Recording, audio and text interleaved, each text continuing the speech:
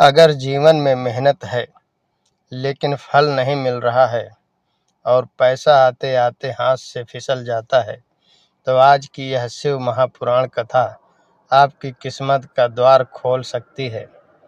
प्राचीन काल की बात है। भारतवर्ष में धर्मपुर नाम का एक नगर था। यह नगर धन, व्यापार और वैभव के लिए प्रसिद्ध था।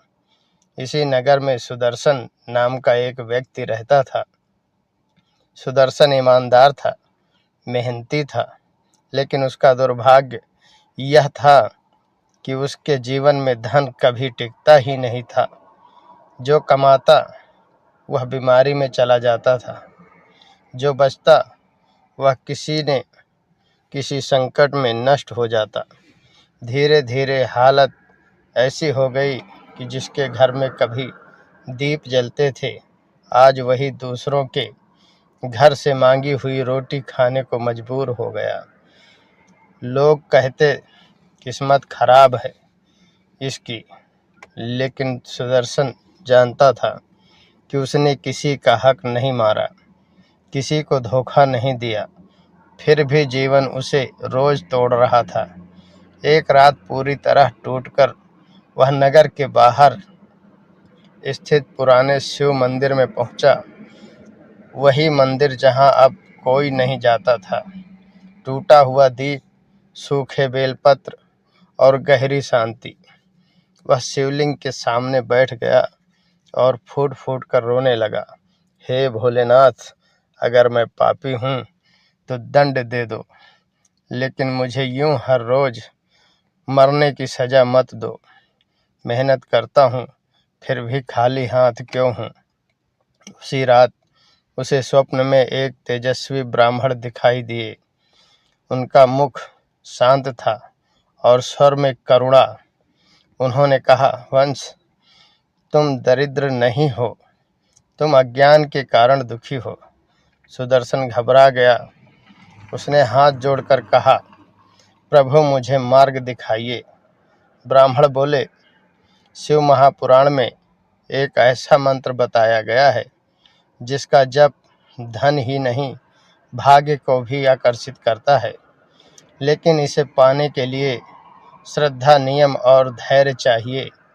फिर उन्होंने मंत्र बताया, ओम नमः शिवाय धन देहि, कृपा करो महेश्वरा। उन्होंने समझाया, यह मंत्र मांगने का नहीं, समर्पण का मंत्र है। इसका जप लालच से नहीं, विश्वास से किया जाता है। ब्राह्मण ने नियम बताया, हर दिन सूर्योदय से पहले उठकर स्नान करके शिवलिंग के सामने बैठकर 108 बार मंत्र का जप करना है और हर जप के साथ यही भाव रखना है, जो भी मिले आपकी इच्छा से मिले। स्वप्न टूट गया। सुबह उठते ही सुदर्शन मंदिर गया। उसने नियम शुरू किया। पहले दिन कुछ नहीं हुआ, दूसरे दिन भी नहीं।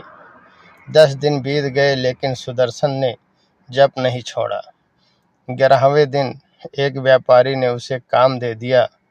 कुछ दिन बाद पुराना उधार वापस मिला। 21वें दिन घर की हालत सुधरने लगी। 41वें दिन वह कर्ज से मुक्त हो गया और जब 108 दिन पूरे हुए तो उसका जीवन पूरी तरह बदल चुका था। अब उसके पास धन भी था, सम्मान भी था, लेकिन इस बार उसके भीतर अहंकार नहीं था। वह समझ चुका था कि धन उसका नहीं, शिव की कृपा प्रसाद है। हर सोमवार वह शिव मंदिर में दीप जलाता, गरीबों को अन्नदान करता और मन ही मन शिव का धन्यवाद करता। एक रात फिर वही तेजस्वी ब्राह्मण स्वप्न में प्रकट हुए। उन्होंने कहा, वंश, धन लक्ष्य नहीं, साधन है। जो शिव को याद रखकर धन कमाता है, उसका धन कभी नष्ट नहीं होता। इतना कहकर वो अंतर्ध्यान हो गए। तभी सुदर्शन समझ गया, वह ब्राह्मण कोई और नहीं, स्वयं भगवान शिव थे। शिव धन नहीं देते, वो धन की योग्यता देते हैं, और जिस दिन योग्यता आ जाती है उस दिन दरिद्रता स्वयं भाग जाती है।